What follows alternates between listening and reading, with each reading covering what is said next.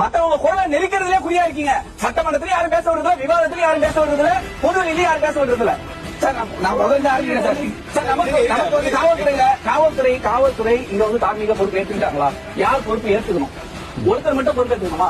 இங்க தாவேக்கா அவங்களுடைய கட்சி நிகழ்ச்சி மட்டும் இல்ல, பொதுவெளியில வைக்கிற நிகழ்ச்சி. ஏன் காவல்துறை கிட்ட பர்மிஷன் கேட்கணும்? பாதுகாப்பு நீங்க கொடுக்கணும்ட்டு.